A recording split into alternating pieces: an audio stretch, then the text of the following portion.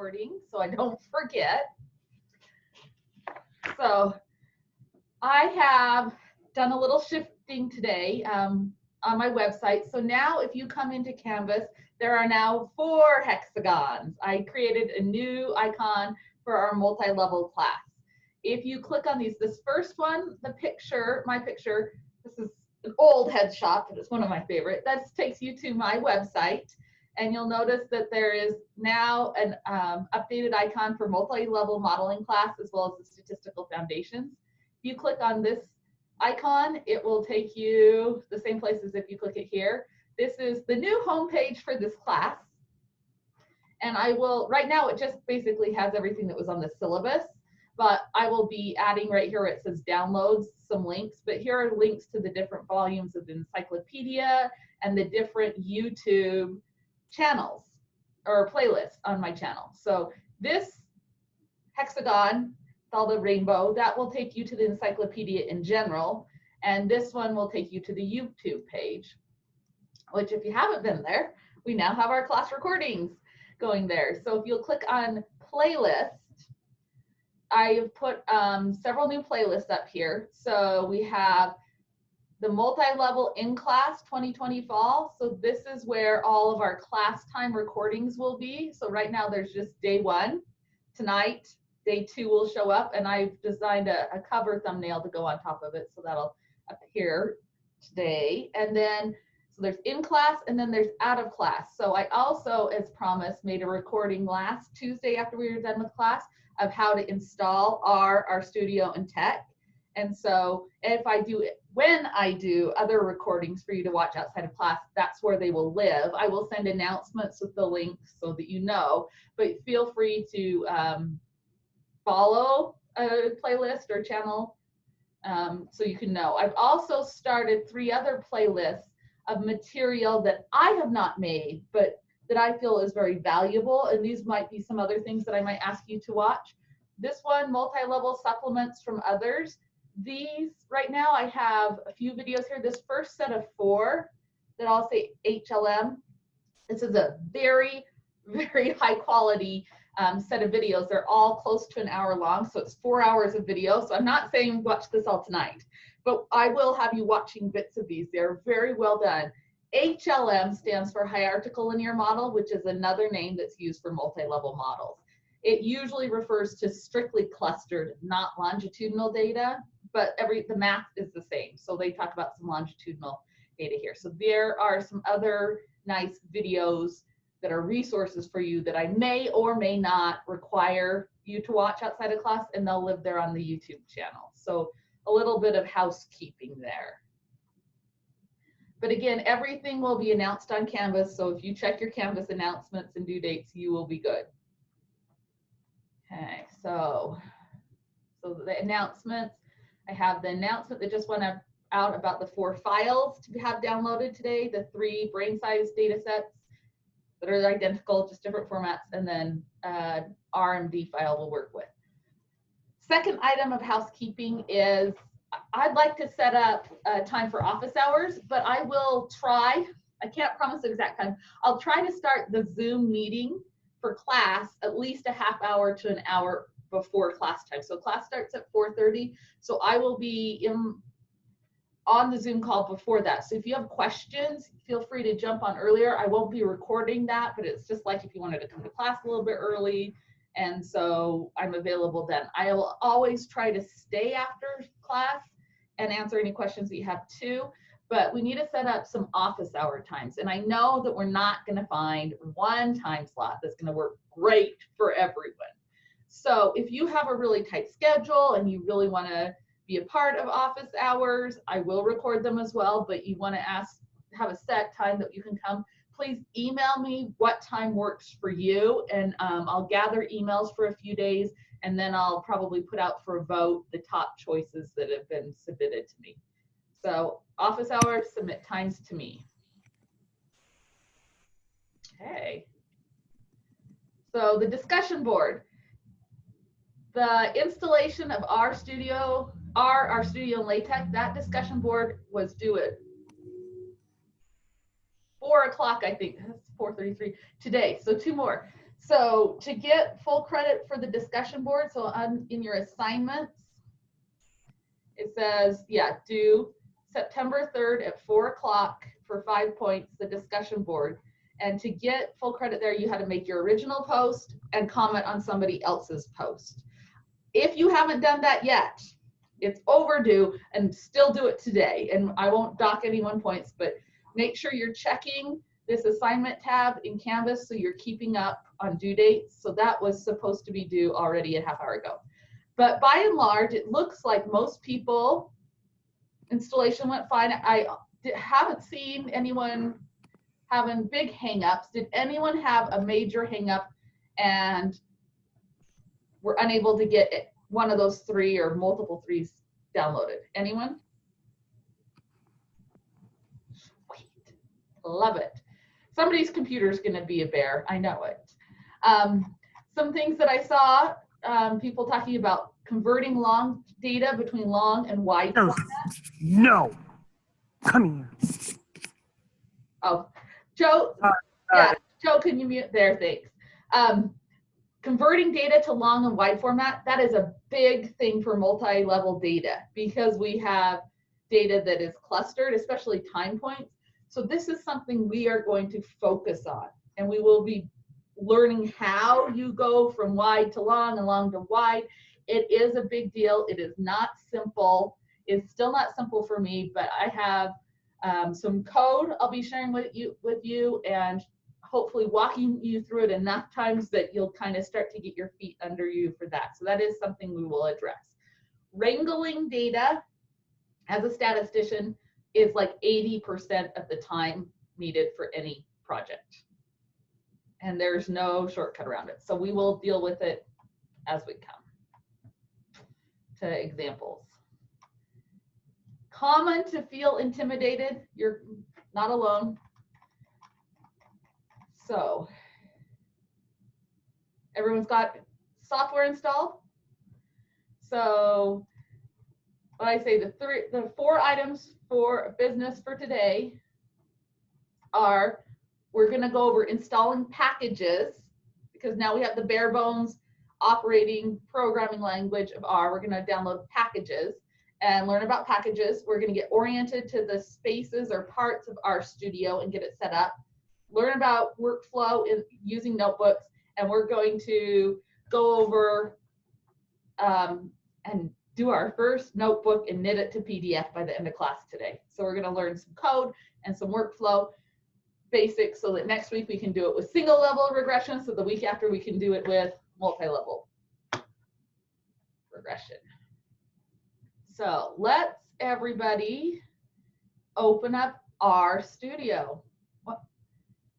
If you have RStudio on your machine, I'm also going to go to the encyclopedia and walk everything we're going to, most everything we're going to do today is in the encyclopedia. And I want to go to the volume on volume 0 on software. So last time we went over installing the software. Now we're going to go to chapter 3, installing packages. So when you get your new cell phone, it comes with some basic apps, but you might want to go get some different apps to do more stuff. That's the same way we are with R. We've gotten the bare bones R with some really great packages built into it, but we want to go get some other packages to help make life easier and let us do some specific different kinds of analyses. R itself is not bloated. It's very skinny as far as what it includes when you download it, which makes it fast, so you're not hogging up all your computer space. That's hard drive and RAM.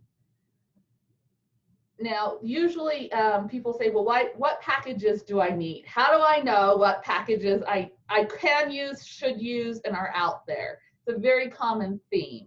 And I saw people saying that on the discussion board, right? I don't know, how do I know which packages? And experience and Google searches are the the 2 top ways to know which packages, that and taking a class. So I'm going to teach you about all the packages that I know about that are really great for running multi-level modeling. Now, I stumble on new packages all the time, and new tweaks to the methodology comes out all the time. And so packages get updated or new packages come into existence. So you're never like, it's all the packages you will ever need. But if you get the basics, what you learn there can apply to other things. And a lot of times, if you read about a new method, or like I'm working with someone who's doing a meta-analysis and they wanted to do a specific robust variance estimate for their meta-analysis, they read about a new way to do it, and the author of that paper had written a package. And so we can use their package. So that's the other thing. If you read about methodology, a lot of times they will say that what package they used, or you can look them up and see if they themselves authored a package, which is often the case. So packages are basically just a zipped bunch of files, and those files can be data sets, they can be functions, they can be help pages that go with the functions. So it's just a zipped set of files, and there's some more information you can look at here, some more links on this website. There are different places where you can get packages from. CRAN, which stands for the Comprehensive Archival Network, is the #1 place where you will probably get the packages you want to use. They have to be vetted, and they have to have full documentation and help pages and citations to be able to be accepted to CRAN. Most packages, if you get them from CRAN, they're very trustworthy. They're also, I could put together a package. In fact, I have one on GitHub. I have several on GitHub. I could just zip some files together and send them to our class, and that might be a package. But it's important to get them from reputable sources or know who the author is. As we know with everything with technology, as operating systems and things update, older package can stop working. So you want to make sure the package is continually being updated and monitored. 2 other really great places to look for packages. GitHub has a lot of cutting edge packages and the beta versions, the newer versions of packages, but they're not vetted and they might not have citations and help menus and documentation. So you have to be a little bit careful with GitHub. Bioconductor does vet the packages. They have a lot of great stuff for bioinformatics. But we're going to get all the packages we're going to deal with for this class, or we're going to get from CRAN, which is the biggest source. So we're going to go ahead and we're going to install some packages. The easiest way, my preferred way to install packages is in RStudio. We're going to go to the Packages tab, and then we're going to click the Install button. So first step, Packages tab. Second step, Install button. Third, it's going to pop up a new window, and on the white strip, we are going to paste this list of packages. So I am going to highlight this whole list of packages. That's a lot of packages, right? This should be most everything you will need for this class and beyond. I'm not guaranteeing this is all you'll ever need, but this is a really good place to start. So I'm going to right click on Windows and copy. So I'm going to open my RStudio. Now my RStudio looks different than yours probably right now. I'm going to go over how to make it look the same next, but I want to install the packages first. So I'm gonna find the Packages tab. So there's a tab probably in the middle of your screen somewhere that says Packages. And when you click the Packages tab, you should see the Install button slightly below and to the left. And when you click that, you should get the window. And by default, when you open it, at the top, it'll say Repository CRAN. That's where we're gonna go get the packages. It's built into RStudio. In that white strip with the blinking cursor, that's where you're going to paste that whole long list of packages. And underneath that, it's going to have the path to where it's going to put the packages on your hard drive. This should be the default. If you installed it right and didn't change the default, it will know just fine. And at the bottom, there's a checkbox for installing dependencies. Leave that checked and push install. And it's going to go ahead and start installing packages. Now, sometimes it looks slightly different on Mac than PC. Once in a while, you'll get another box that asks you a question comes up. If anyone has that happen, would you unmute and tell me so we can see what it looks like on your screen, because you're probably not alone. I'm not sure where packages would be. I can't find them. Do you want to share your screen and I'll help show you? Let's see. So to share your screen, everybody, if you hover on our pictures, the mouse, down at the bottom in the center, there should be a green box with an up arrow that says share. Click on that. And then I would suggest you click on the upper left-hand most corner Brady Bunch box that says screen or desktop. And then you have to go to the right lower hand corner and hit share another time. So it won't let me share while you were sharing. Oh, I have to stop share? Okay, there I stopped share.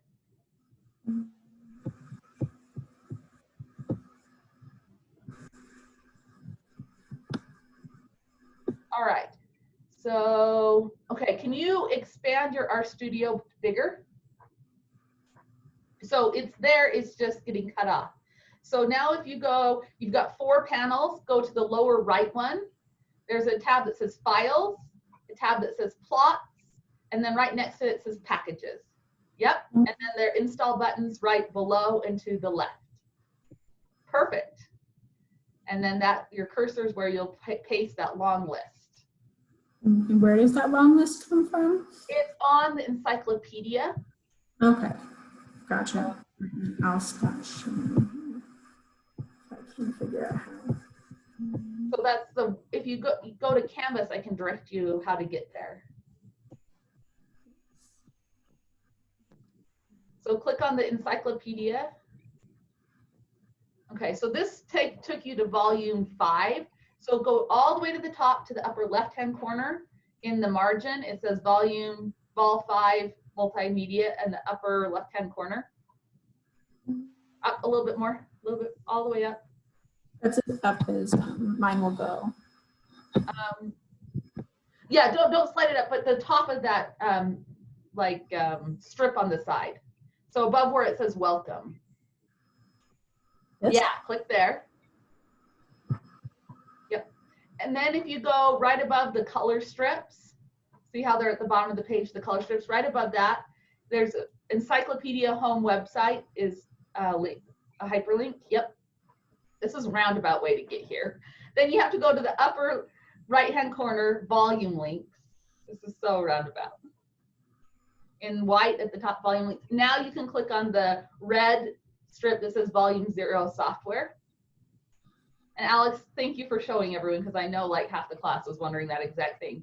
And then now over on the menus strip on the left, install packages, number 3. Yep.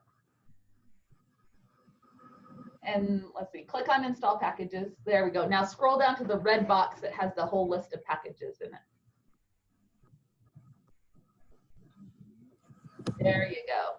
That's the list that you need.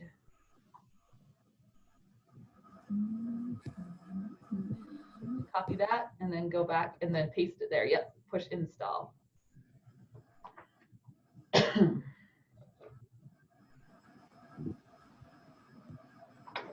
So,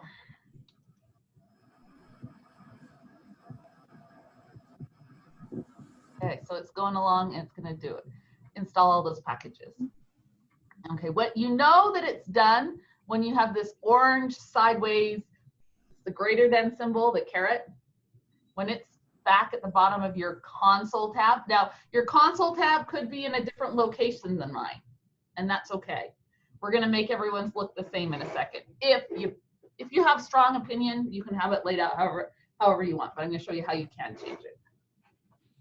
Hey, Sarah. Yeah. When you first put all the packages in and you hit install, and then it thinks for a minute, and then it says, do you want to install from sources? Okay, would you share your screen? Here, I'll stop mine. I was pretty sure that you were supposed to do no. No. Mm-hmm. Oh, no? Okay, then I did You it can't, wrong. no, you can say no. Did you say no? Okay. You said no? Yeah, I said no. Okay, that's okay. Okay. Yeah. So, and I think you have Mac, right? Yeah. Okay, so Max might have asked you if you wanted to install from binaries or from, what did it say, Candace? It was like from sources. From sources. I think it's okay to say yes or no, but I usually have students say no. But see, yours is going fine. It's just installing along one at a time. It has to download the packages from CRAN. It has to go get them. And then it has to unpack and check each one. And we check the box or left it checked for dependencies, because a lot of packages, to do this, it uses something from a different package. So that's what a dependency is when a package relies on another package. And so, yes, you want it to go get everything it needs. Okay. Sarah, I can't for some reason like highlight, like I'm on the encyclopedia, when I highlight it, it also highlights the little warning sign on the side, and then it messes, like it won't let me paste it. So could you like copy and paste the text into like an email or something? Yeah, So I can send it in an announcement, yeah.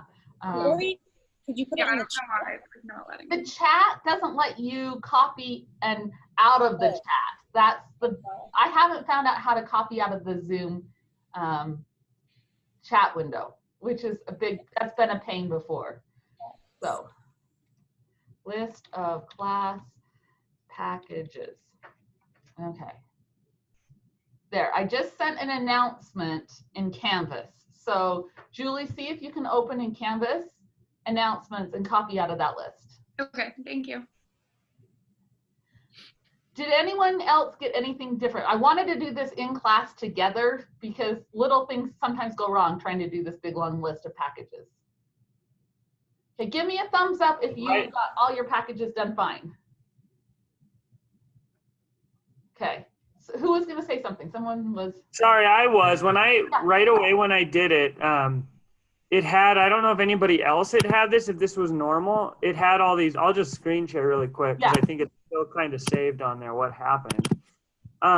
It was weird because right at first it was having all these weird red download things that I don't know if they were like errors, and that happened for like 5 minutes and then it went down, and I think then it. Yeah, the red color looks scary. Red does not always mean fatal warning.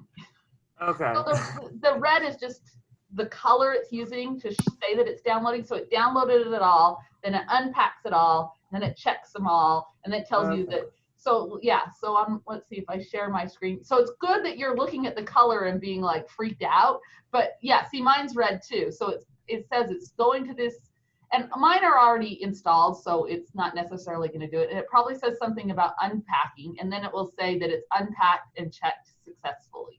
And you'll see more than just the list that I gave because it'll probably have some dependencies. And if this is the first time you're using R on that machine, you will probably have a lot more things that it's having to go get than somebody that has had R before on the machine. Okay, so Sarah, I had about 2 or 3 of them that it said were no longer supported with the new version of R. Which ones said that for you? Can you share with me? I accidentally cleared the output of my console, so let me put it up again. 1 sec, I'll tell you now in a sec. Mine didn't say anything, but I updated R yesterday or Tuesday, and when I was just doing it just now, it didn't get that error. Alejandro, what version of R are you using? The newest one, as far as I can tell. I just downloaded it. So the ones that are not working are, it says that Grind Extra sounds like a weird site. Multi-comp, Predict Mean, Tidy Text, all those aren't supported by R version 4.02. 4.02. Yeah. And I just updated it last night, so that's the newest one as far as I can tell. I've got 4.02 and it didn't say anything about it. Well, we'll see if it's a fatal issue. Thanks for the heads up, Alejandro. Did anyone else get that message?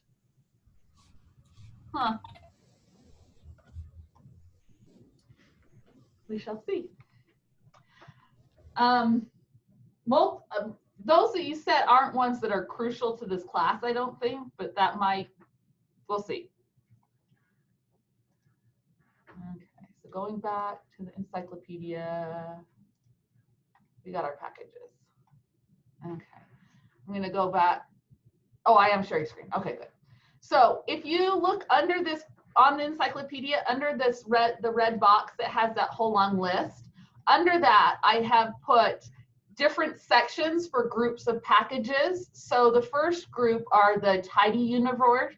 It's like a meta package. It's a package that's made up of packages, the tidyverse. And these are the packages that are within the tidyverse package. Then there's packages that create tables, packages for visualizations, packages that are generally handy. So this has that big long list broken up. Most of them have websites that are dedicated to the package. So you can go to, say, ggplot2 or 4cats. If you click on its name, it will, I've linked it to the website that tells you about the package, that introduces it, that has documentation. So I just have you download a ton of packages. If you've never seen them before, you have no idea what they do. So here are some links if you're curious about those packages. Now, someone's asked me before, why don't I just go get all the packages? Well, when you get a brand new cell phone, why don't you go get all the apps in the App Store?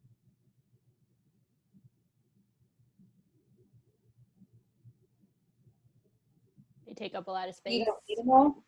You don't need them all. They take up a lot of space.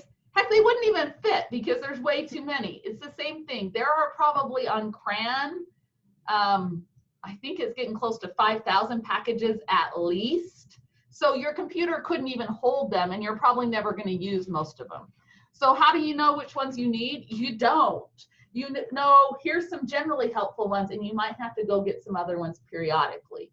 And so when you take classes, hopefully you learn some helpful packages, but sometimes we have to Google search. And I will actually show you how I Google search to find packages as we go along. So there's some more information on useful packages on CRAN. There are some, you can get packages from GitHub, but usually I use the install.packages code to install DevTools and use that to get other packages. There are some other ones that we're not going to use in this class, but there's a really helpful package out there called Papaya, and it's for papers and APA journal style. And it's a great package, except for it's not on CRAN because it's not perfect. So the makers of this package haven't submitted it to CRAN yet because they still have some bugs that they're trying to work out. And I used to try to use it in class, and those bugs just make it not smooth enough to rely on yet. But if you're using APA style, this can be a good option, but I'm not going to focus on it in this class. I just wanted to mention that there are other things out there. So let's talk about RStudio. The first time you open RStudio, you're probably going to see your layout like is shown here on my computer screen right here. This is the default layout. The biggest section where I have highlighted in orange is called the console panel, and it has two tabs at the top, and the first tab says console. So I'll refer to that as the console panel. Where I have it in green on this one, I call this the few tab panel, and the blue one I call the many tab panel, because one has fewer tabs and one has more tabs. The more tabs panel is the one that has files, plots, packages, and the help tab. So we'll use the files, packages, and help tab the most. The viewer and the plots tab we don't use that much anymore, but there are times when they're helpful. The few tabs panel, the one that says environment, history, configuration, that one can be useful to some degree, but I usually minimize it. But there is also a fourth panel that becomes active that isn't shown here, and that's where you have your syntax or code notebook file open. And so we'll do that in a second. But you'll see what color is the background of this RStudio. And for those of you newbies, what color is your background of RStudio? It's white. But my RStudio background is really dark. And that's because it's easier on your eyes if you're staring at the computer for hours and hours and hours, like I do, like 8-10 hours a day. So I'm going to show you how to change it. You can use whatever color scheme you like and whatever arrangement of your panels you like. But I will show you how you can change it and how I like to have it set up. So if you want to match me for class, you can match it, and you can go on your own if you want. So we'll get to that in a second. The next thing I want to point out is cheat sheets. Right? We like to cheat. No, we're not cheat. These are help sheets. So to get these, in RStudio, at the very top, you're going to go to the end of the line. So it's File, Edit, Code, View, all the way to the end where it says Help. You click on Help, it shoots down a list of options, and then it's cheat sheets, and then there's several cheat sheets. This list grows over time. This didn't exist 2 years ago. This is something RStudio is starting to incorporate. So the very first one there is the RStudio IDE cheat sheet. So if I come into R, at the top of the window, going over to Help, down to Cheat Sheets, and the top one, RStudio IDE cheat sheet. This will open it in a web browser of some kind. Mine asks, do you want to open it? And I always have to say, of course. That's why I clicked on it. And so this one shows you the layout of RStudio and has all stuff labeled. It's really busy. And then the second page has a lot of shortcuts on your keyboard. And I will introduce some of these as we go on. I am not going to force these all down your throat on week 1 because you don't need all of them and it would be too overwhelming. But if there's something you're doing over and over again, there's probably a shortcut for it on the keyboard. So when I was first learning R and RStudio, in coming back to it, I would print these out and paste them on the wall of my office by my computer screen so I could refer to them often. Several of the cheat sheets. In fact, I used to print them and laminate them and hand them out to students, but they get updated periodically. This one stays the same pretty much. The really, really good ones that you might want to print out are the second and the third one. The one on dplyr for data transformations. This is creating new variables, summarizing variables, changing from wide to long and long to wide. And then the ggplot one, making visualizations. I find that these two are very, very helpful cheat sheets, or reference sheets, we could call them. So it tells you how to, some really, really common things to do and the code to use to do those things. And they're all an 8.5 by 11 piece of paper, 2 sides. So you can, if you print it out double-sided, you got 1 piece of paper. So they're just really condensed resource to see some things that you can do easily. Well, easily. See the code that you could use to do it, whether it's easy or hard. All right, so let's go ahead and change the way our RStudio looks. So we were at the help menu before. I'm going to go one word before it to tools. At the very bottom of the tools menu, it says global options.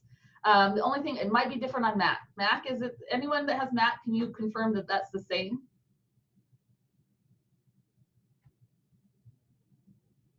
It's the same. It's the same? Okay. So global options. Now I can see lots of squinting, so I'm gonna make mine a little bigger. So tools, global options. There, it's a little bit better, isn't it? So this is where you change the look of RStudio as well as some options. The very first, so it's got all these tabs going down, the buttons going down. So we're gonna start on the first, that's R General. If and only if you have multiple versions of R on your computer, you will have this top part. If you only have one version of R, this might not show up, this first part. So this is, if I have, so on this computer, I have R 4.0.2 and R 3.6.2. I have lots of different versions of R. So I can roll back and use the old versions, but by default, it's always going to always use the newest version of R. But sometimes if you have old cold, you want to run on an older version, you can choose a specific version. So I've got several versions on this computer. We're going to leave that the same. Okay. Then there's some check boxes. The check boxes, I check the one that says restore most recently open project at startup. I like to come back to where I left off. But, and then the second one I leave undone. The workspace section, I let it check this box, but this is a drop down that I always suggest you change. It says save the workspace to our data on exit. I choose never, because it can cause lots of issues. If you come back and it brings everything back, you can have little things from 2 weeks ago or 2 months ago that are still floating around in your memory that will screw up your current project. And will bite you in the butt. So I highly suggest you do not save your workspace. Never save it. Save your syntax, not your workspace. And then history, I leave those unchecked. And at the bottom, I leave the last two checked. Questions on the first screen? We good? Okay. I'm going to skip the code tab. I'm going to leave it the way it is. I'm going to go to the appearance tab. This is where you change the color scheme. So the very top one is the RStudio theme. This does the outside edges. I leave mine on modern. Again, this will not change how anything runs. It's just how it looks. So I like it modern, so it's dark around the edges. You can, I'm going to zoom maybe a little bit more. Well, I don't want to go to the way to 150. I'm going to leave mine on 125% zoom. If anyone's having any trouble, send me a private email saying I can't see it, it's too small, and I'll try to bump it up. But I'm going to leave mine at 125% zoom. Depending on your eyes and the size of your screen, you can change that at any time. You can have your font, you can change it, the font size, and then this last editor thing, this is the color. So the colors of the background and the text. And you can choose a white background or a navy or dark background. I every so often change it, but by and large, I'm going to stick with cobalt for the class. So if you want to look identical to my colors, choose cobalt. So each one of those themes makes certain parts of code more obvious. And so if you're writing functions and packages versus doing data analysis, sometimes one makes things more obvious than others. Okay. Oh. I think that's all we wanted to change in there. Yeah. Oh, the last. So we did general appearance, pane layout. This is the other one. So you notice how we have these sections of our window. In total, there can be 4 sections of your window, 4 panes. This is the arrangement that I will be using. At the top, I'm going to have the source, and then across from it on the top, I like my console. To change it, if yours does not say console right there, you click on it, and there's the 4 options. Click console, and it will swap wherever console is with that one. So I like to put my source in my upper left and my upper right console. And then below them, I like the environment on the left and the menu tab, files, plots, packages, help on the lower right. Again, personal preference here. When you get that all set, then you can apply or say okay to close this out. Anyone have any questions about panel layout, appearance, or the general options?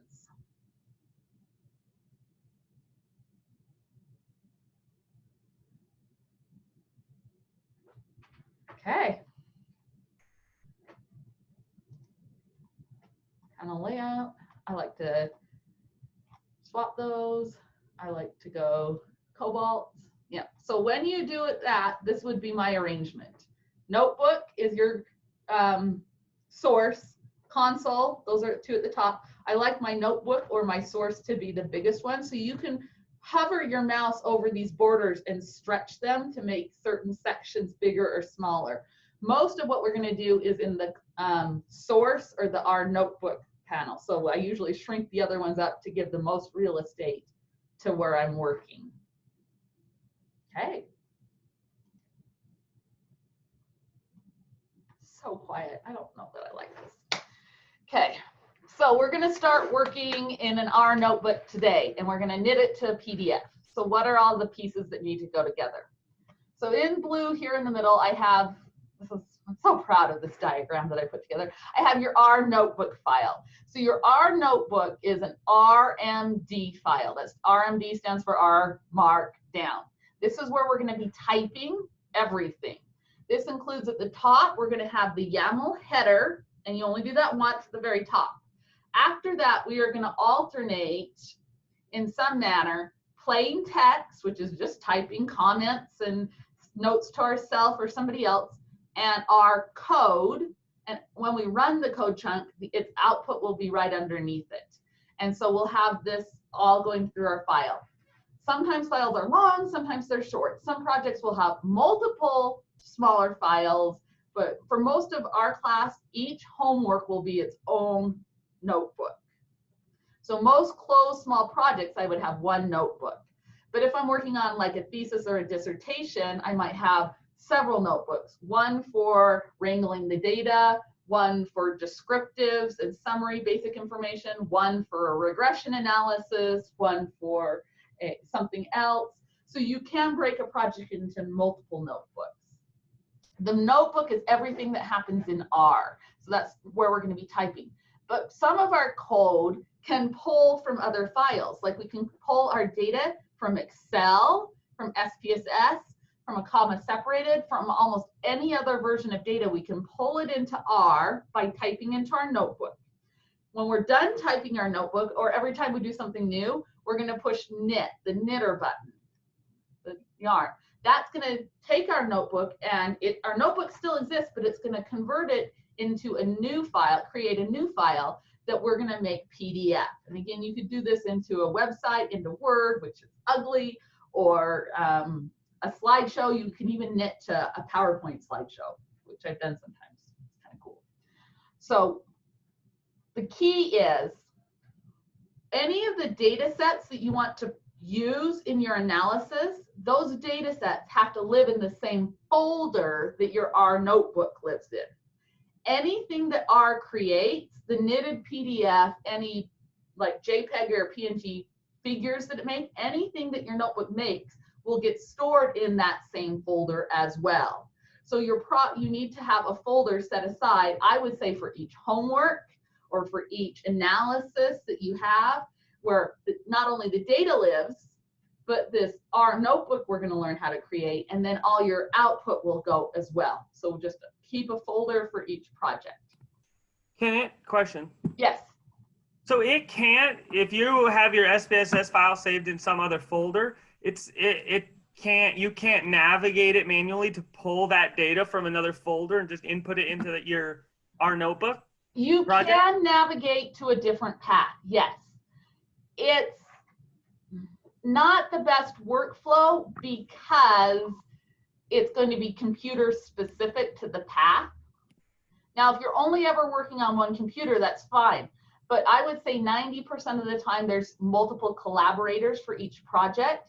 So my favorite workflow is to use Box Drive and store everything in a Box folder, and the data too, because that way anyone who has editor privileges on that Box folder can open that file and the data is right there, because the path to your machine is going to be different than the path on their machine. Whereas if you're using Box Drive and everything's in the same folder, then there's no, which version was it? Where was that at? I've got to change the path each time a different person uses it, or I'm using my home computer versus my office lab computer. But yes, you can navigate outside of that folder. It just is not good habit to get into for most of the time. And organizationally, I could see it would just kind of become a pain, and a good strategy to do it this way. Okay. Thank you for asking though, because a lot of what I tell you is based on 20 years of experience on what makes your life easier. And I'm glad you asked that, because yes, you are capable to navigating out of the folder, but experience has taught me that's not the best workflow for most situations. Now, there's always going to be an exception to the rule, but I would highly suggest these kind of habits so that you, every project has at least one collaborator, and that collaborator is future you. And future you is not going to get returned emails from past you. And even if you think it's a quick project, what happens when you submit an abstract or a paper or a dissertation? What always happens, if you haven't learned this yet, you will. There's always revisions. Your mentor says, well, what about this? Or the journal editor says, well, what about that? And you always have to go back and change it weeks, months, even years down the road.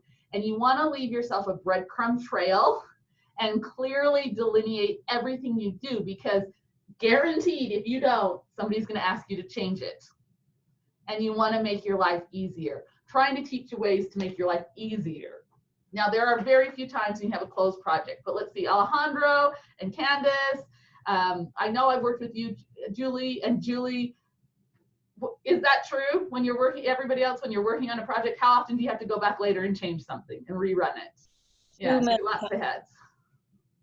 Right, what were you gonna say, Candace? I just said too many times. Yeah, it's like the rule, not the exception. Mhm.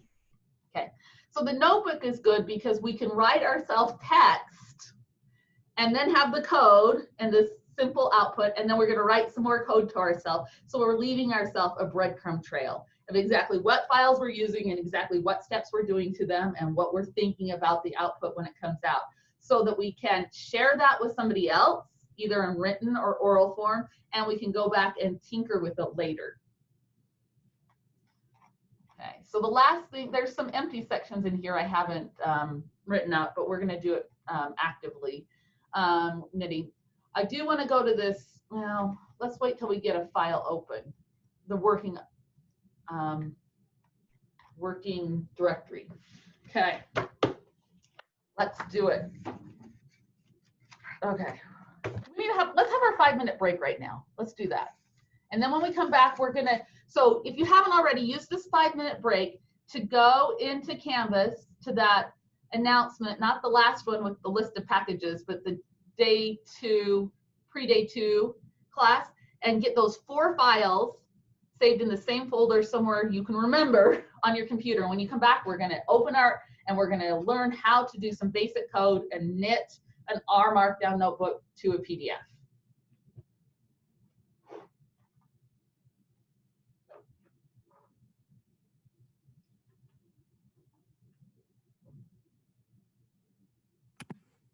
Sorry, Dr. Schwartz, for being late. I have my work computer and my personal one, and I had got all this stuff downloaded on my personal computer at work, at my office, and I'm sitting here with my other laptop about to start class.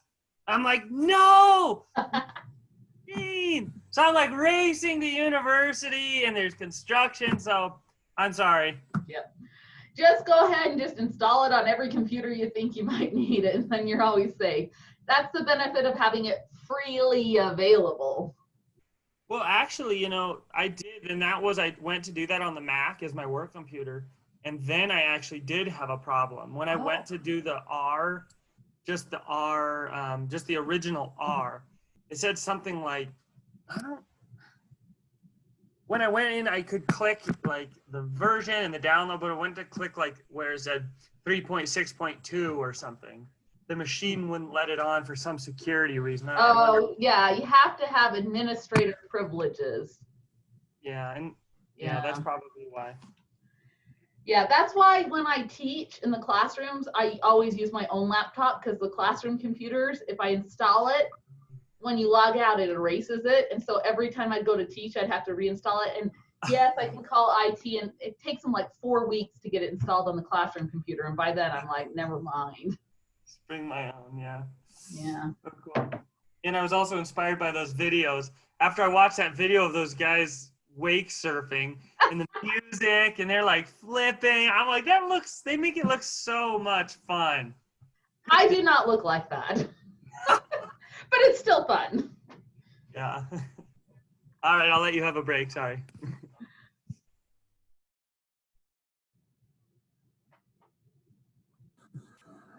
Question. Yes. On those 3 files that are all the same, need to download all 3 of them, or is just one? All 3 of them. It's all the same numbers inside the file. They're just saved in different formats. And we're going to learn how to work with all 3 formats, because sometimes you're going to have data you have to use that's in Excel format, and sometimes you might have it in SPSS format. So I want to show you how you would use any of those 3 formats. Gotcha. So that SAV stab, I don't know how you say that. Yeah, one. an SAV file, that's your SPSS. Okay, so I don't have the ability to open that one. That's okay. You don't have to have SPSS to put the file on your computer and read it into R.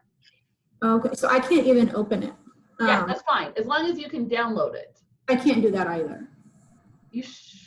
Why don't you share your screen, because that should be able to download. Yeah, I'm very bad at preview it, anything open involving it, but you should be able computers, to so it's download very it. likely. Yeah, let me stop mine. Let's see. So, share screen. So let's see. To get back to that. How did I get here?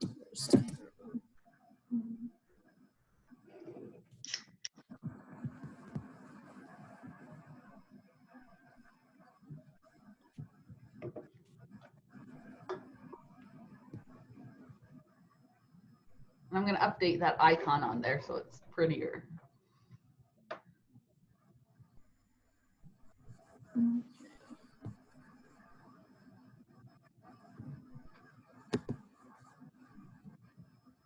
So Yeah, this, so it did download it. It downloaded it. So if you, so where that is, instead of clicking, if you try to click on the name, it's gonna, or double click it, it's gonna try to open it and it's gonna say problem. But if instead click on the up arrowy thing next to it and select show in folder. This is gonna open your downloads folder, and you see you've got all of them in there. okay, thank you. So it did download them. So they are all together in your downloads folder, and that will work for today. Or you can highlight them and move them into another folder somewhere else if you want to organize them somewhere else on your computer. Yeah, if you try to double click on it, it's going to be like, I don't know what to do with this SAV thing. The one that has a parentheses 1 and a parentheses 2 after the name, those are just duplicates and you can get rid of them.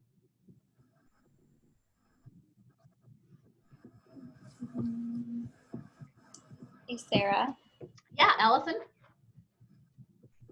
I had a probably stupid question, but how do you get rid of variables that are keep loading in your global environment? Let's see, share your screen and show me where you're seeing them that you don't want them. Because there could be a couple things that are going on. So there, okay. So in that, where it says under values, right, go straight up underneath where the word connections is. Keep going up. Mm-hmm. Under there, there's a little broom. Okay. Click that broom, Mm-hmm. and that will get rid of everything. That'll get rid of everything. If you want, so if you click yes, That's it will okay. get rid of everything. If you just want those values, if you right click, oh wait, your Mac. Okay, click no right there. Okay. Go to your console. Mm-hmm. So that's where the red kind of, yeah. Type R, the letter RM in lowercase. RM stands for remove. Mm-hmm. Yep, Sorry, right there. there's a bad lag. Oh, with it's the that video. lag. Oh. RM and then in parentheses, Jimmy. Jimmy, and hit enter. And then do the same thing, RM, and then in parentheses, the letter X, enter. And that should remove those things from your global environment. Did that work? Yes. Okay. Well, when it is not lagging, but yeah. Okay. Awesome. Thank Is you. the video lagging or your computer? It's my computer. I think it's just like a combination of the video and Zoom, and Oh, it's just struggling. Okay. it is. I probably should restart it, but you know. So I suggest today to maybe sit back and watch instead of trying to do it with me, just for today when it's lagging so bad, so that and then you can go try it when we're not in class. Yeah, yeah. Which that brings up always in class. So we're going to get started again. I'm going to be doing stuff in R, and you have at least two options. You can either try to do it with me on your own computer, have like the video on part of your screen and then R on the rest of your screen, or if you have multiple screens, and try to do it line by line with me. Or you can just sit back and watch, and then you'll have the recording to play back. Plus you'll have all the files that you can use later. So you can do either one, whichever one is going to work better for you right now, today, and then you can do something different another day, or you can change later. But I'm going to be going through step by step what's in this intro tidy R RMD. So when you have RStudio on your machine, wherever this file is living on your machine, if you go there, so I'm going to go into that folder where I have them stored. I have it stored. So this is where I have it stored. So on that RMD file, if I double click that, it should know to open it in RStudio. The other thing you can do is in RStudio, go to File, Open File, and then browse for wherever you saved it on your computer. That's the intro tidy r.rmd. So we're just going to go over all the pieces of this file and then knit it when we're done. And this is going to give us a good introduction to using R, just to dip our toes. So if you are an R, like on your way to being an expert, you might want to just sit back and half tune out and then perk up if you hear something you didn't know about. Because I pick up things I didn't know about all the time, and I've been using R for 25 years. Okay. But if this is brand new, this is for you. Okay.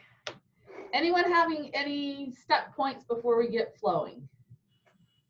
No. You good, Allison? Mm-hmm. Okay. Yeah, the lag's good now, so. Oh, sweet. I think it was just sharing my screen, and I don't know. Yeah, when you share your screen, you're uploading double video, and it can sometimes really lag your computer.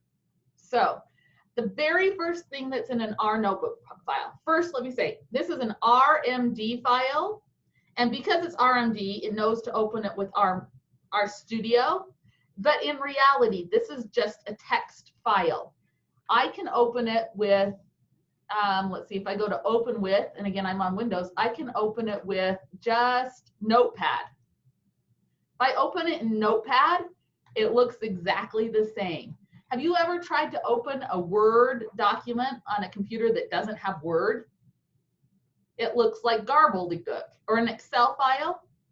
The good thing about R, one of them, is that the files are just text files. So you can view them on a machine that has no software whatsoever. So it's just a text file. The very first thing that goes in any notebook is called the YAML header, and I forgot what YAML stands for, Y-A-M-L. But this is where you put the general information about the file. And you tell the computer that it's the YAML header by starting and ending it with lines that only have 3 dashes on them. See how where I've highlighted the first line has 3 dashes and the last line has 3 dashes? That's how the computer knows that everything in between there is the YAML header. The two things you have to have is you have to have a title and what kind of output you want to make with it. Everything else is optional. So I've given a title. I've also added a subtitle and an author and a date. And then I've also added an option called TOC.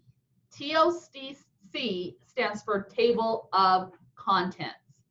By putting that, it's going to automatically make a table of contents when I knit this to a PDF. So I'm going to have a table of contents, and I'm going to make a PDF output document when I'm done, and this information is going to be at the top of it. Now, you can't make up anything here. There are only certain things that can go in there. Title, subtitle, author, date, and output are, I think that's most of what you can put in there. There are other options you can put under output, but I'm not going to overwhelm you yet, okay? Because it just makes me like when it's going to automatically format it when you knit it to the PDF or something, is like behind the scenes in the package what is setting the format of like the table of contents, where the title is, how it's like where it's on the page? Yes. So R Markdown is really nice because it's already made a lot of decisions for you. And one of them is that you have 1-inch margins, that you have 12-point font. So it has a lot of things preset behind the scenes in the computer program, in the knitter package specifically. Sometimes they're great, sometimes they're not great. Now, Tyson and I wrote a package called Dissertate USU that will make it all the specifics that the School of Graduate Studies at Utah State University wants, and they're different than the default. And so to do that, we had to use a lot of LaTeX code, which is not so easy to use if you haven't spent years working with LaTeX. So for this class, we're just going to let it do whatever default. So whatever margins it makes, I'm good with. They're 1-inch margins. It generally does single space, I think, but I'm okay with that. So we're just going to let it do its defaults. But no, you can override them, but it does some really good defaults. Okay. So the one piece of LaTeX code that I do find helpful to know, this is like the one and only thing that I will show you to learn, is in the slash that goes that way, it's above the enter key. It's a slash, not a backslash, right? The slash key. Whatever comes after that is LaTeX code. And so this clear page is like a page break. And so anytime you want to force a page break, you push slash clear page. You type that out. And make sure you spell it right, because spelling matters for computers. They're just tricky that way. And for someone who's dyslexic, it's pain, but we'll play their game. So I put a note here that we're going to use to be able to run this file. You need the 3 files: brainsize.csv, brainsize.xlsx, and brainsize.sav. Those are going to be used in this data set. So those 3 files need to be saved where this our notebook is. Okay, I'm going to point out some things. First, right below my notebook in my environment, right now it says my environment is empty. So it should start out empty. If you have something there because you've been working in it, you can push this little broom and it will delete everything that's in the working memory. That's like the brain at the time. Other things, if you double click on the name of a markdown notebook, it should know that that's the folder it should be looking for everything in and put everything in. That's your working directory. But sometimes if you have multiple files open, like homework 1 and homework 2, or thesis and publication, it can get confusing. So this is a very helpful thing to do to make sure your computer is looking in the right spot and saving things in the right spot.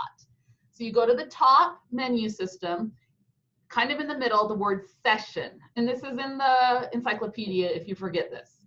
Session, set working directory to source file location.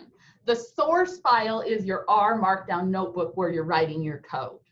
So this will make it wherever folder that your R notebook is in, your Markdown file, that's like the working live directory where it's going to look for files and it's going to store stuff too. You'll notice if you do that in your console, it types out and executes some code. It's set working directory, and then it will have the path to that file. So you can see that it did indeed change the working directory.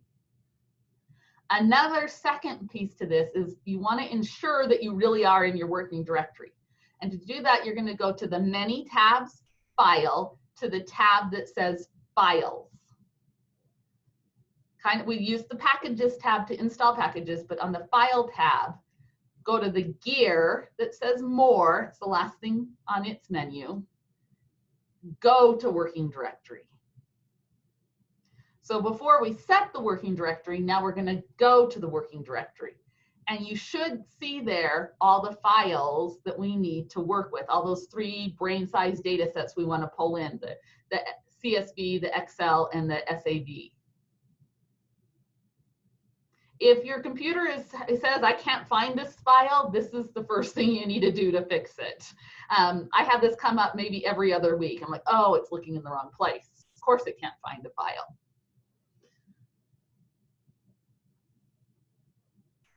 Okay.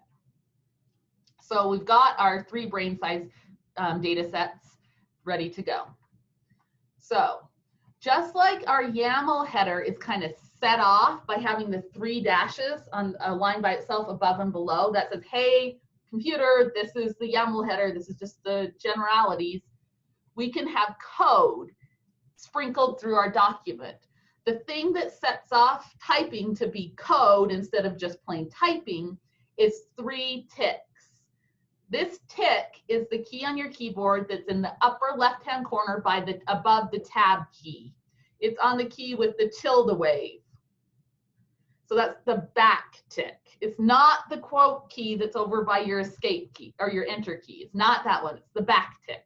So triple tick starts a code chunk and triple tick ends a code chunk. And you'll notice whatever color scheme you're using, the background for those lines where it starts and stops, that is going to be a slightly different color. In Cobalt, it's a lighter gray instead of the darker navy blue. Now, after you do the triple ticks, here's another code chunk. There has to be some curly braces, and in there you say what kind of computer code it is. We're going to do R code, but you can also have code chunks that are Python or C++ or other computer languages. But we're not going to go there. But just know we're going to use the letter R, lowercase, to say, hey, computer, this here between the triple ticks is code that you need to do something with. You need to run it, and it's R code specifically. After that R, you can add some options. I'm not going to get into those today, but just know that the triple ticks set off that typing as being code typing, not just word typing. Now, we went to CRAN and we got a bunch of packages, right? 30, 40, 50 packages. So there's two things. You install the package by going out to CRAN on some server and pulling it down and saving it on your hard drive. Now, you have a lot of apps on your computer, your phone, but are all your apps running all the time? No. Do you periodically go and close all your apps? And that's to save battery, and so it's not like overwhelmed. So you have two kinds of storage on your computer. You have your hard drive storage, and then you have your RAM, which is like your active memory. So we installed our packages, putting it on our hard drive, so it's on our computer, but we're only going to make active the subset of packages we want to use on our project, because not only we don't want to clog up our hard drive, but we don't want to clog up our RAM. And so this makes our run a lot smoother and quicker, is by only activating the pieces we need. So the base packages are always active, but you make the other packages active by this key library. The function's name is library. And this goes back to the olden days of computer, when we used to enter information in computers. We didn't type it in. They had punch cards. Have you heard these horror stories? People had to punch out cards and read them into the computer to get their data in to do their dissertation. And so this library words comes from those days of computers. So you can think about it. You've just put a bunch of packages in your library on your computer, and you want to check out only some of the packages. And the packages we're going to check out for this project, for this file, are the tidyverse, read Excel, and Haven. These are three of the packages you just went and got. Now, this code is typed out, but to actually run the code, we need to push the play or execute button. And there's several ways you can do this. One of the ways is up at the top. You can go to the run and do selected lines or the current chunk. Now notice the little green triangle there. That green triangle is run current chunk. That same symbol is in the corner of your code chunk. Each code chunk has three little buttons in the upper right-hand corner. The furthest one over is the play chunk. Watch what happens on my computer or your computer when I push that play button. Notice the side by the line number. It went green down there. And then over, if we look in our console, it's typed out those things. It's checked out those three libraries: tidyverse, which is actually a set of packages, read Excel, which reads in Excel files, and Haven, which reads in SPSS, SAS, and Stata files. The text, the typing that's over here, notice how it's a different color. In Cobalt, it looks bright blue. This is coming after the hashtag, or old school, the pound key. It is just commented out text. Anyone used SPSS? How do you make commented text? What do you put in the front? It's not a hashtag. You use the asterisk. Different in different programs. But basically, these are just notes to myself or my notes to you to tell you why you would want this package. So I either can use the run menu up here, the run button here, and I will teach you some other ways later. If you've used R before, it's the Control Enter or Control Shift Enter keys. You can also, if you're Windows, oh no, you can't. I thought you could right click. Okay, so that is just checking out our packages. Now we're going to learn how to read our data set in. Now, you'll notice this title of this section is read in data. What do I have in front of it?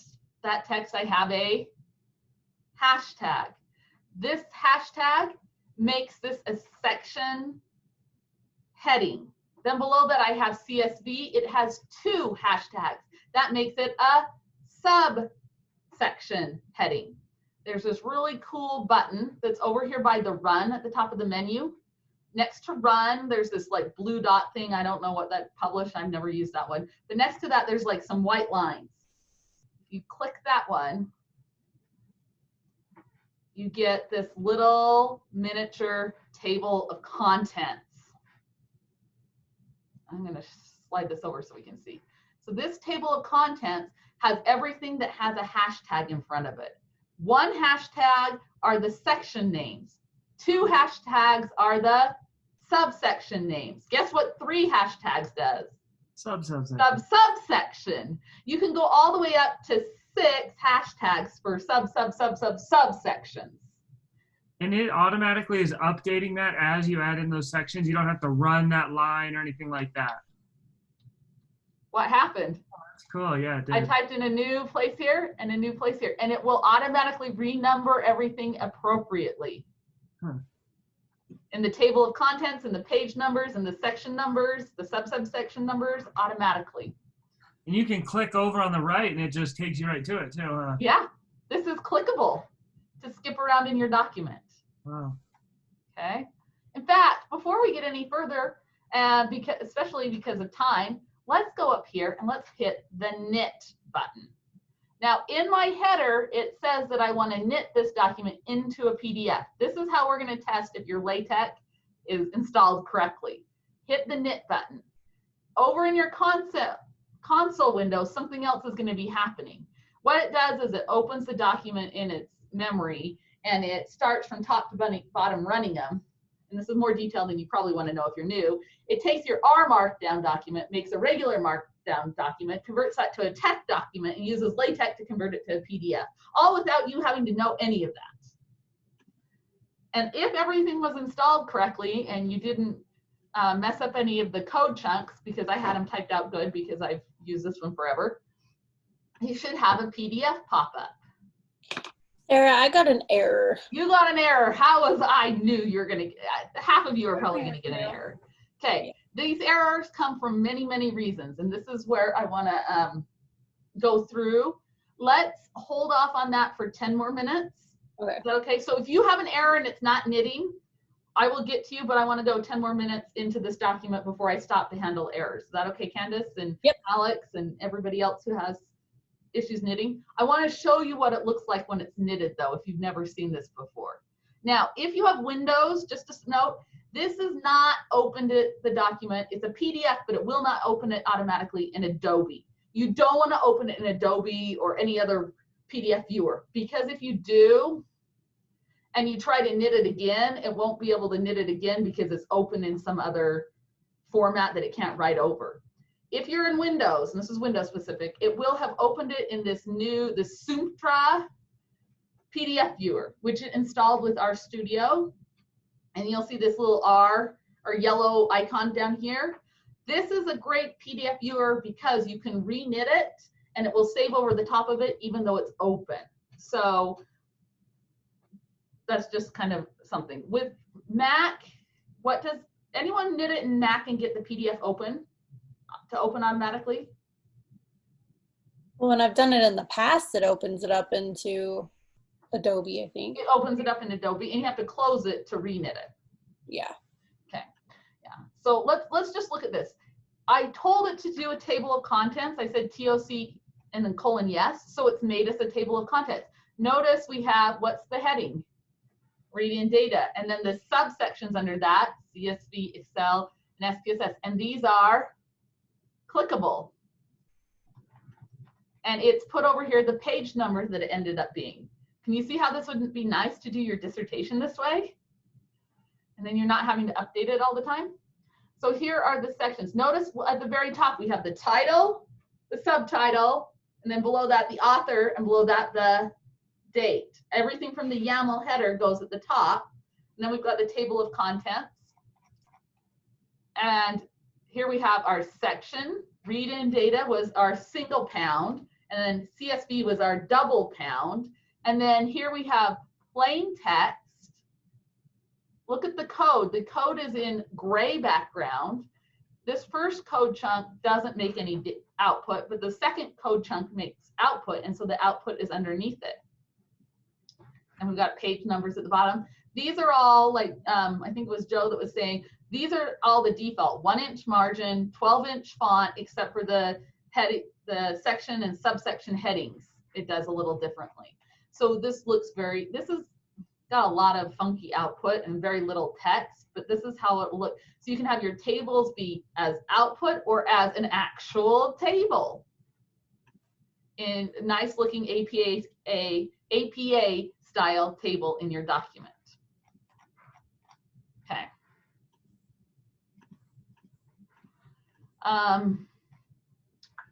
We have 15 minutes left. I have people that have errors knitting that we need to figure out what went wrong in the LaTeX installation, because that's usually what holds it up. We're not going to have a time to go through this entire document. So I'm going to make a recording of me going through and telling you what all of this stuff does, all the code in this document that's like 18 pages long when you knit it.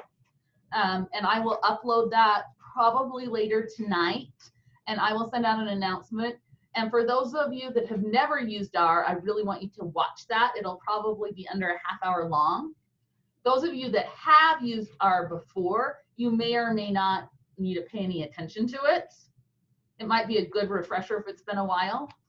So that, because on Tuesday when we come back, I want us to dive right into doing linear regression, multiple linear regression in R, and talking about what are the pieces, what does the output mean, and we're gonna on Monday or Tuesday, and then the end of Tuesday, I want to start focusing on interactions. So interactions for regression are one thing that you should have hit in a 7610 type class, but you really need to understand interactions and regression in single level form before we dive into multi-level. That's the thing that holds students back probably the most, that we need it for prerequisite refresher. Okay, so for your reading and videoing before next class, it's Intro to R. I'll have a half-hour video I'll upload tonight, and then the skimming, refreshing. What were the two readings? Let's see, let's go back to the announcements. I'll send out, so after class, the last class, I just sent out this wrap up about what we did today, what your homework is, and what we're going to do next time. I'll do another one of these tonight. But so what you'll need to do between now and next time, Tuesday, is you'll need to read chapter 1 in the Hawks book. It's only like 8-7 pages. Skim/review the Finch and Hoffman chapter 1s on multiple linear regression. And then there's a new post on the discussion board, which is just multiple regression that those chapters are about. You can either summarize, so if we go to here for this one, you can either summarize anything new you learned about linear regression, anything you forgot, and you're like, oh yeah, I forgot about R squared. R squared tells me, and you can summarize anything that you knew you've learned or something you've remembered about regression, or you can ask your own question, new or old, about regression. I never quite got how to interpret betas in regression, or the interactions still trip me up. Remember, the purpose here, one of the purposes is to tell me what I need to make sure to cover next time. And the other one is to make you talk to each other about it and to refresh your memory. And then if you have used regression, either read about it or actually done it, tell us about it. So that's the discussion post that's due for next time. So what you need to read and do there. And then there's a second post, isn't there? Let's go to assignments. Where's assignments? Yeah, so how's RStudio going? This is due on the 8th. Tuesday's the 8th, right? Is that right? Tuesday's the 8th. So the how's R and RStudio going, and that will be like this document. And then multiple regression, you're reading on that. And I did put on YouTube some videos about that I'll relink in the new announcement, the wrap-up announcement. Okay, so those are the two things for Tuesday. Oh, and homework 0. Homework 0, you do in R, the direction. So homework 0. Homework 0, if you click on it, it's due on Tuesday. Here are the directions. You need to download all the files below. There's 1, 2, 3, 4 files. Download those 4 files to the same same folder on your computer. Open the R Markdown, the RMD file, this first one, and read it and follow the directions. When you're done, you push knit, and that PDF, you push submit at the bottom. Mine doesn't say it because I'm in the teacher version. You push submit and you upload the PDF, and that's the homework. So the directions are all in this R Markdown file. So I guess there's the 2 discussion point posts and this homework 0 that are the things that you need to have turned in by class Tuesday. It's 3 things, but none of them should take a tremendous amount of time. If they're taking a lot of time, what should you do? Reach out to you. Send me an email. Send me an email. Okay. So let's go to the people that had hangups. Now, if yours knitted fine, you might not need to pay attention to the last 5 to 10 minutes here. If you're having issues, you might want to watch this because it might match Candace or Alex or whoever we go through. So Candace, let's start with you and then we'll go to Alex. I remember you two both had problems at least. Okay, yeah. So I need to stop share. Okay. Okay. 1 second.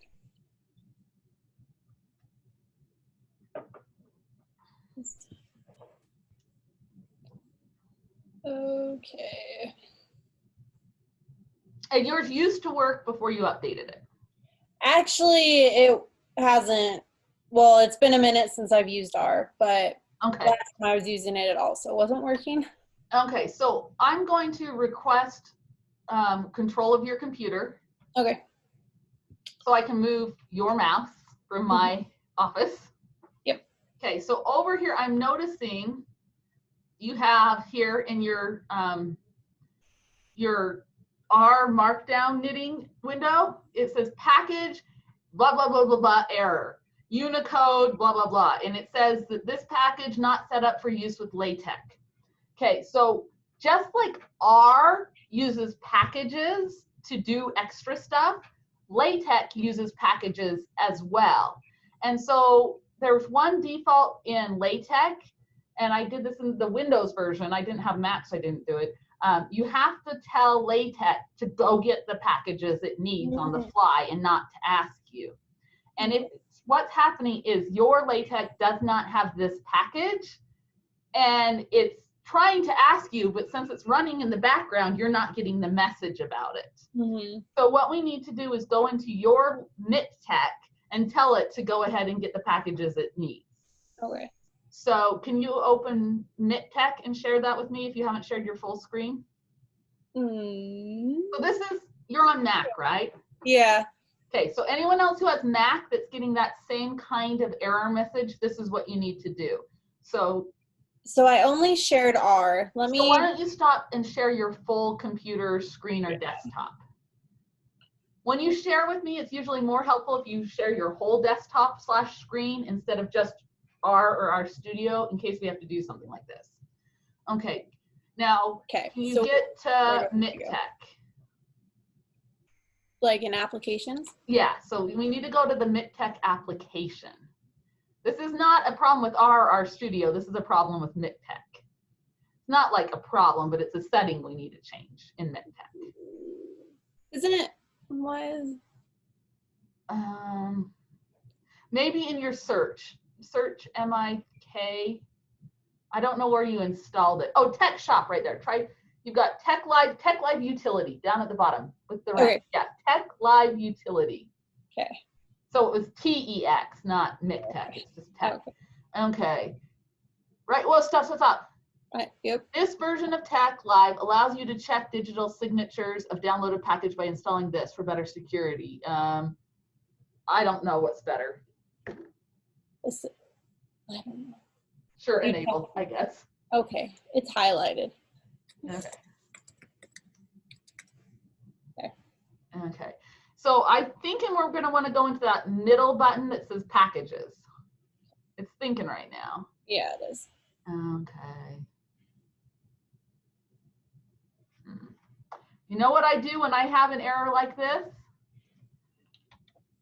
I Google.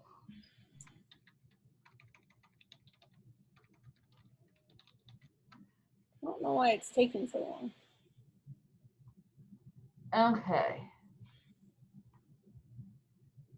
Oh, we did want the other one. Can you go back to your Finder or where we were before? Can I exit out of this one? Yeah, I think so. Yeah, or Launchpad. That's what it is, Launchpad. We're looking for a blue circle that says MIC Tech with a wrench on it. We need to start the MIC Tech. Maybe go to search at the top. We need the MIC Tech console. Type M-I-K. It's like not letting me type. Okay, go to your Finder. Maybe that'll let you search. I'm not a very good person to teach or work with Mac because I don't work with it enough. You're okay. Also, I feel like the search. Oh, it's only. I think it's a K. M-I-K text. It is M-I-K. Oh, yeah. Good catch. Good catch. Thank you. Okay, there's. Okay. We need the MIC. It's called the MIC Tech console. Which one of those looks like an? None of them. Maybe try applications over on the side. Or yeah. Nope. There's no MIC Tech applications. But it's there, obviously. There's a million MIC Tech things. What the? Those are PNGs. Try clicking on one of those at the top. Yeah. Yeah, see, that looks like an empty file. Yeah, it does. Oh, go to Tech Live. Go back down. That one? Right there. Yeah, click that. Oops, what did I do? Hold on. There it is. Okay, Tech Live. How do we 2020? Maybe. We need the Tech Live console that should be on your computer. Maybe.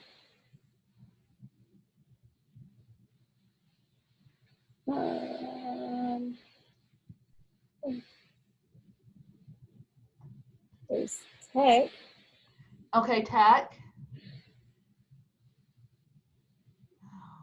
Try Tech Shop. Okay. Yeah, try that. Check for updates. Say don't check.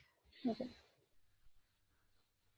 That's all it is. No, okay, that's not. That's going to be for viewing documents. Do the Tech Live utility. Yeah, that one. That's what we were in before, though, wasn't it? Yeah, but those are packages. That has your packages. Those are all your tech packages, and what you're missing is you're missing one of them. So how do we tell it to just get what it needs on the fly? Install. No, that's good enough. Yeah, try home. What happens if you click home? Does that go to the home of your web browser? No, we'll find out. It took a minute to load last time.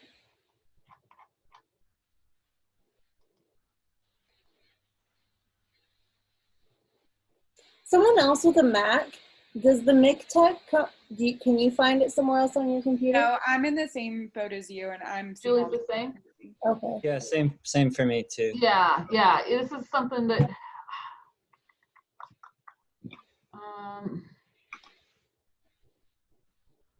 should have a MIC Tech package manager. That's packages. And it's the utility, so how do we go to the, see, if this was Windows, I'd try to right click on the tap button that says packages, but. Well, I can right, yeah, it's not right. Can you double click or something, or what's equivalent to? Well, on my computer, it's like 2 fingers, but yeah, try that. See, yeah, it's not doing doing some anything. options here. It's not. What happens if you? Yeah, try update. Is there? We need to set the option to get packages as needed.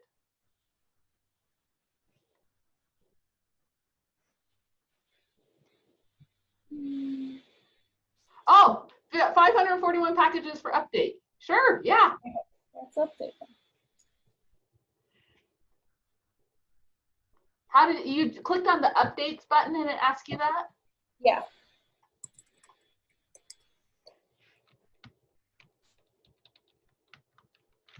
Which it's weird because I just downloaded all of this on Tuesday again, even though it was on my computer before. So it should be updated. So I'm on a Mac too, and I was seeing everything Candace is seeing, except I don't have a text live utility option. Does everyone that's on a Mac have that? Does anyone else on a Mac have a problem finding the Tech Live? Do you have the MIT Tech console? No. And you looked in your Launchpad or whatever it's called? Launchpad? Yeah. See, I think some of this just depends on where you installed MIT Tech too. Now, what about the LaTeX it? Let's try that other option. Where am I Down going? here on, yeah, see the next to last where your Okay. cursor is? Yeah, try that. No, that's another typing text thing. We don't need that. So all of these are updated. Do you think? Yeah. It's updating the packages you have. We need to set it to go get packages, new packages you don't have, but a file might need. Okay. This is why the Windows version couldn't just get the basic. We had to get the complete version. Let's refresh. There are actions. Yeah, click actions. Okay, I just clicked on refresh package list. Okay, go next to configure. Schedule update charts. Manage repositories. I always forget that it puts the menu thing way at the top. Yeah. So this is a Tech Live utility. Wow, packages to install.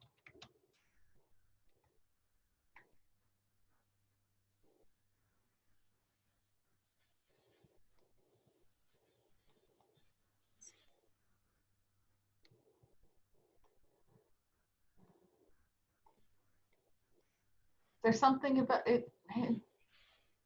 Maybe edit? No. What about file? No. Actions? Cancel, show, detail package. Configure? Change paper size. Schedule. Change default version.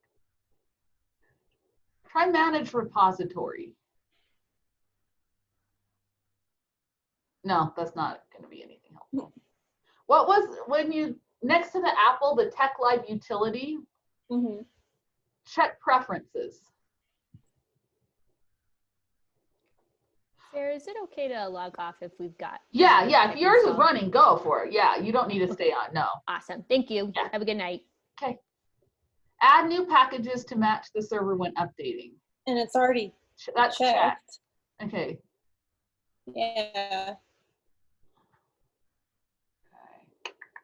Okay, go back to, you can close that. Okay. The Tech Live utility at the top, the very, by the Apple. Sorry, what? Yes, right there. Okay, that one, gotcha. Yeah. What services? Services preferences.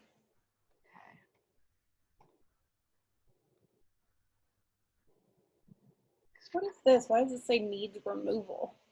I don't know. And then it says update available for all of these. Maybe it's working. I don't know. And then there was, what is that? Not installed? Then there's a list of all these that aren't installed. Do you know what package we need?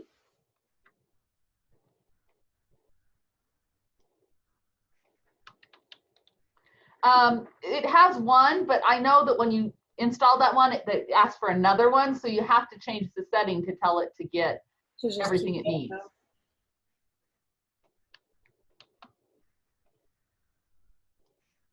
Okay. I mean, I could just install all of those.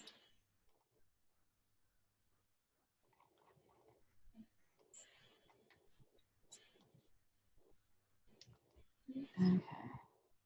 Support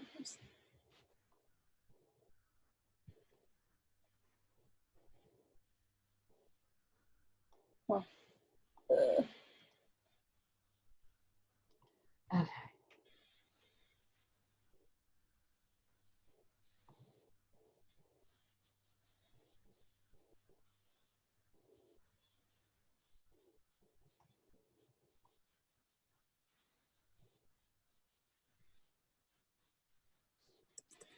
I don't think it ran the update, so I'm going to update all of them. Mm-hmm.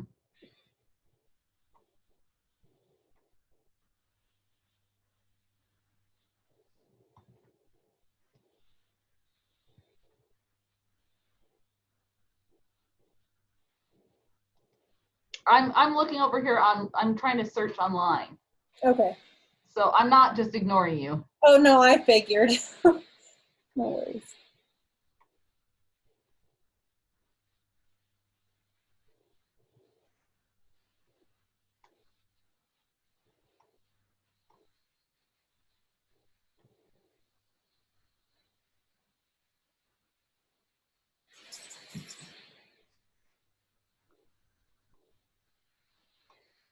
Julie, did you find the Tech Live utility? No, and I like searched for it and everything. Huh. Alex, do you have the Tech Live utility? I could not tell you. Okay, try this. Go to your RStudio. Okay. This always takes a lot of time the first time getting everybody's computers running. Okay, so close RStudio, like completely close it down, and then restart it again.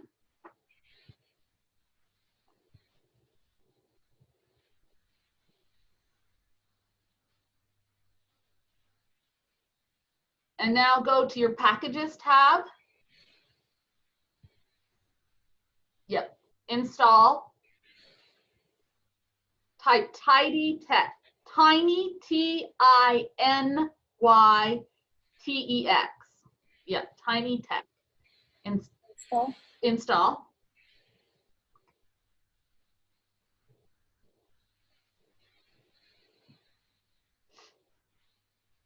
Okay, now type this. Tiny Tech, TINYTEX,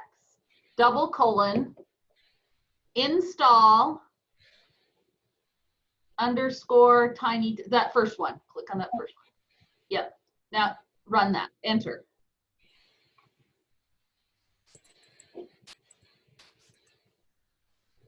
If we get Candace's to work, then we can do it on everyone else's.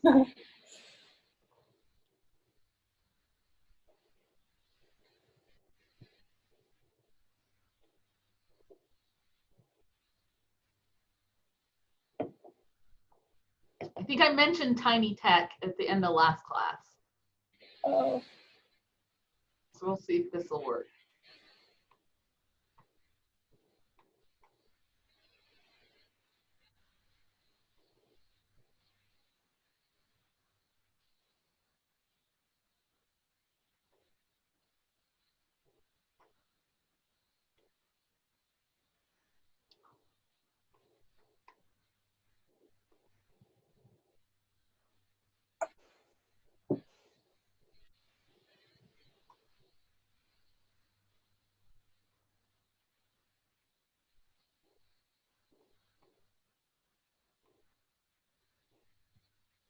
Okay, let's see. I'm gonna stop your sharing for a second. And I'm gonna share mine to show you guys what I found and see if this is helpful to see if anyone else has this. Okay, so all right. Let's see, which screen am I sharing? Can you guys see this website now? Can you see? Yeah. Yes? Okay, so this is the MIC Tech console. Anyone who's having Mac issues, can you find this on your computer anywhere, the MIC Tech console? No, I don't think it's part of the Mac install for some reason. Because this was supposed to come with your MIC Tech. And maybe this is because you have to go to this setting and say, always install missing packages on the fly. This is what we're trying to find. I don't have that either. What? I don't have that either. The MIGTEX console doesn't. come up on anything.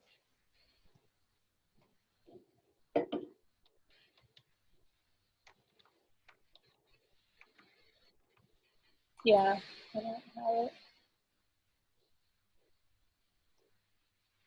Okay, because this is on the MICTech site. This is where we went to get it, right? It says Yeah. MICTech console. So is it on downloads? Mac?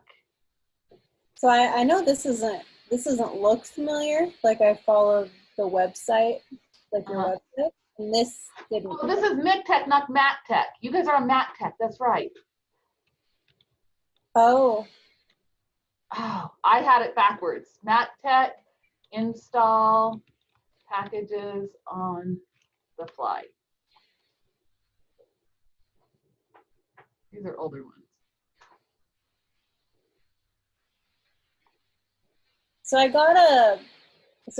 think it all downloaded whatever we were doing before, but it says detecting an existing something or other. Yeah. It seems Tech Live has been installed. Check Tiny Tech, blah, blah, blah. You're recommended to uninstall it, although Tiny Tech should work well alongside. Okay, why don't you go ahead and share your screen again? Let's see if we can do this. Whoops, if I can find it. Okay, I want you to go up to the upper right-hand corner all the way to create a new notebook. So it's the white piece of paper with the plus sign. It's totally up in the, over a little bit more. Sorry, I'm trying to move all your faces. Okay, where am I going? Oh yeah, they're in the way. Yeah. In fact, I'll request control so that I can just move it instead of having to like keep. Yeah, go ahead. Okay, so I'm gonna make a new R notebook. This makes kind of the default R notebook, and it has a title, PDF, document. Okay, and I'm going to see if this will test. Save as test.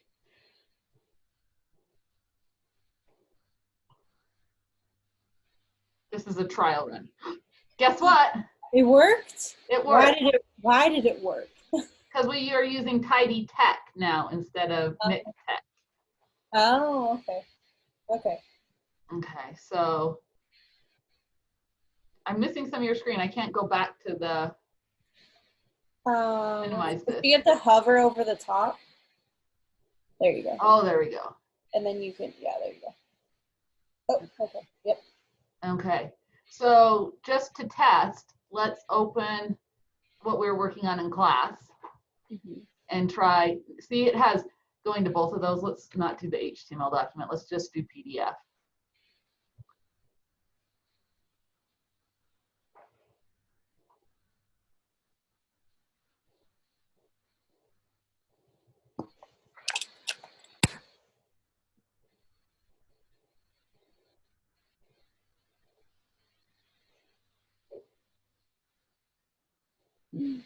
Here it works.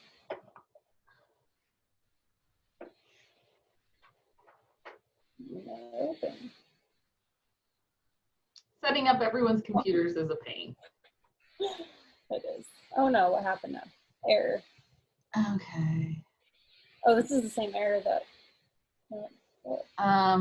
Okay, just a second. I'm gonna come over here and open something else. I've got a couple other things up my sleeve. Okay.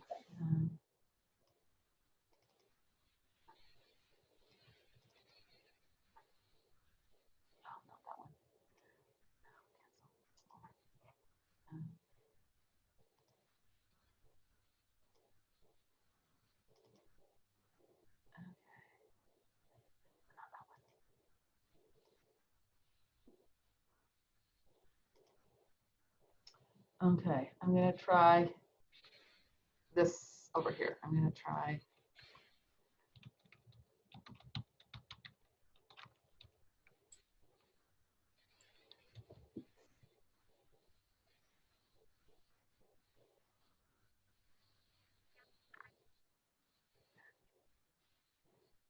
Oh, X, E.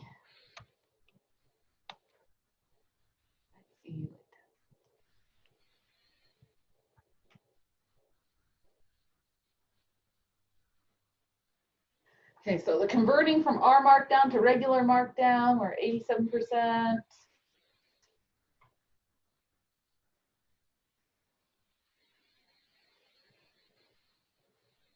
Now it's converted it from R Markdown to regular Markdown. Now it's converting it to tech. And now we're going to see if it can go from tech to PDF, which is the point that it's gotten hung up. Yeah. Okay.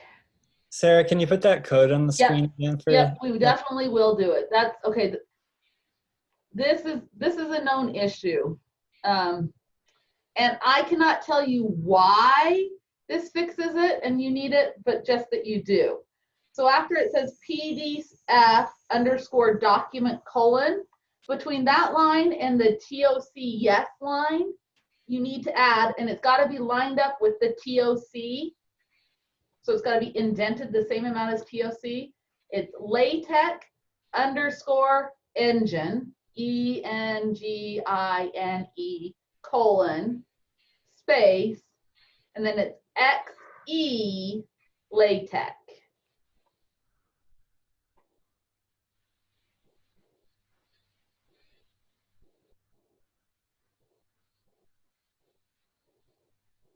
Mine works now with that too. Woohoo! Carter's got it. Yay! So if we copy that code to all our documents, it should be fine then? It should work, yeah. And I have that in all the homeworks. I just didn't have it in this one. We used to not need it, and something operating system got updated, and we started having to add that to the homework. I thought I had added it into all the documents, and it wasn't in this one, so I thought, oh, we must be able to get away without it. But I guess Thank not. you. Ariel, Julie, Alex, Allison, let me know if yours works. Ariel, you got it? No, Sarah, sorry. I have a Windows, so this might be a different issue. So you have a different thing, okay. Alex, did that work? I had a different error. You have a different error now. Candace? Well, I never had her. Yep. And Julie Murray? No, mine like said 100% and then it went to another error. Yeah, okay. So let's see. So Candace, yours is good now. Okay. So you can So go. Thank you. Okay. And let's do Alex next, because I said she'd be next. And then Julie, and then Ariel, and Allison if she's still here. Can't see Allison. So, Okay, Alex, do you want to make that bigger? let's see. Yeah, there we go. Can you scroll over so I can see what the error is saying? Yeah. Zip file. Oh, it can't be open because it's in a zip file. Okay. So do this for me. Go to the very top of your screen to the word session. And actually, I'm going to request remote control. This will be easier. So now it's going to ask you to give me remote control. Okay. So I'm going to go to session, set working directory to source file. This is always the first thing I try. And then to the file tab, more, go to working directory. And those files, I don't see the SAV one. And this file might be zipped. And if so, we have to extract it first. So if we go to so this is in multi-level modeling in fall 2020 courses, Utah State. And the save files and downloads. And those are in the downloads? Yeah, because that's the one I couldn't save. Okay, so it's right here. So let's copy that. I'm gonna copy this. And so are you in, where, let's see, where was that file at again? The other one is in, if you go to Utah State University in the OneDrive. It's in OneDrive, okay. Yeah, So in Utah State University courses, all organized, fall 2020, multi-level, class 0. So I'm gonna right click and paste it. So I can copy and paste it here. So now the SAV one's there. Okay. One thing that can help is properties. if you go into properties,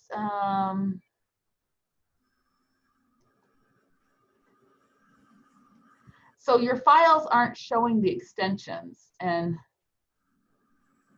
I won't worry about that right now. Sometimes that's helpful, but okay.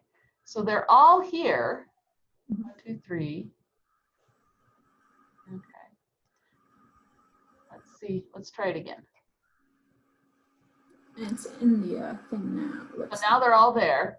It knows where the working directory is. It's got all the files there. Still says it's zipped. Thinks that it's zipped. I clicked on my file, not yours.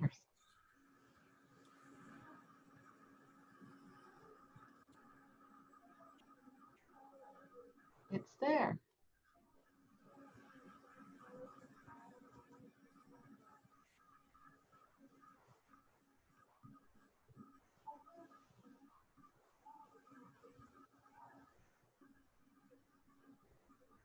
Okay, don't say. Oh, do you have it open? You don't have it open anywhere else, though, right? The Excel files? No.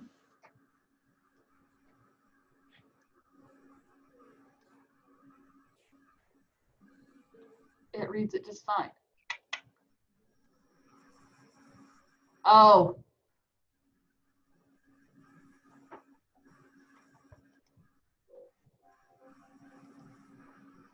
I wonder if this was the file, the copy that was in the downloads folder.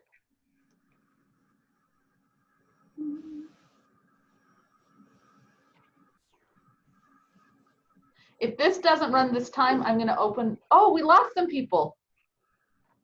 Oh, I hope they're okay. Julie, yours isn't doing this, is it? No? No. Okay. Okay, this is looking better.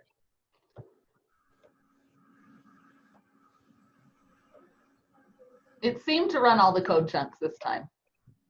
Oh, Ariel's back. I was worried. Yeah, sorry, I got kicked out. I had to shut down everything because my computer was overworked, I think. Okay, so that's taking extra long, Alex, this time because it's the first time you're like knitting a document, so it's having to go out and get LaTeX packages you don't have, so it will never be as slow as it is the very first time. So this does not concern me at all. In fact, this is looking good that it's taking this long because it's actually like working on knitting it and getting the LaTeX packages. So I'm really hopeful now because it went through and it ran all the chunks, and so it converted it from R Markdown to regular Markdown, and there it is. So Alex, yours is working. Thank you. Okay. So let's stop your screen. Julie, do you want to take over and share your screen? We'll get yours running. I'm going to stop the class recording though, because